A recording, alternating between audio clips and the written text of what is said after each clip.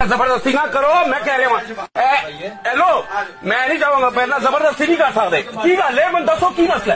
Final ना करो, मेरी गल सुनो, मैनू जबरदस्ती नहीं जा सकते, मैनू दसो मेरा इत्थे अंदर वड़ के तुसी ऐसा नहीं करोगे। सलीम भाई जल्दी यार इधर देखो, मार्केट सारे दुकानदार बुलाओ यार, ए की जबरदस्ती करते पे ने, मैं मेरी गल सुन, अच्छा हाथ मैनू मेरी गल सुन ना, तो मैं तू जबरदस्ती ले जा सकते जे इत्थे कोई भी मजबूर ना करो, किस गल से मजबूर ना करो, मैंने क्या किया जो दो नहीं किस तरह तुसी मन दसो की मसला है। मैं कह रहा हूं मेरे नाल ऐसा ना करो, मैं कह रहा हूं ऐसा ना करो, मैं मेरे नाल ऐसा नहीं, मन दसो की मसला है भाई, मैं गल ना करना सुन रहा हूं पर ना की नहीं मैनू दसो की काम नहीं क्या की गल है, मेरे तुसी अंदर मेरे विच मैं सुता पे उठ के तुसी मैनू इत्थे आ गए, नहीं भाई कोई मसला नहीं है, मसला मुझे बताइए, मैं तो नहीं जा रहा ना, मुझे बताइए क्या मसला,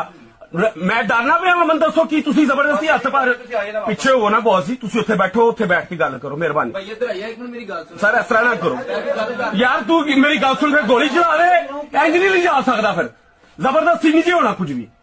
बुला यार सारे बड़ी बुरी मार्केट बुलाया थलो, कड़ी गल मेरे नाल ऐसा ना करो, मैं तुहानू मैं बड़े आराम नाल कह रहा वा, मैं ताजर हाँ ते मेरे नाल दुकानदार की यार मैनू हथ पा रहे हैं अंदर बड़े ने, बुलाओ सर, पता नहीं की रोल है, नहीं मैनू इत्थे दसो की रोल है, नहीं सर नहीं साहब ने बुलाया है, साहब को पहुंचांगा मैं, मैनू जबरदस्ती तो ही नहीं जा सकते की, मैं तेन कह रहा सलीम भाई बुलाओ,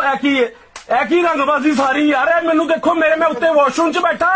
उत्ते आ गए ने और आके मैनू इंज बावां फाड़िया दे यार,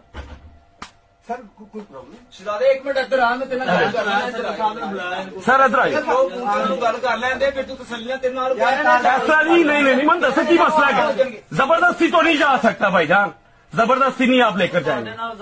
मैं मेरी बात सुने, मैं आपको कह रहा हूँ खुदा की कसम, 1 मिनट से पहले, हाँ जी जबरदस्ती वाली कौन सा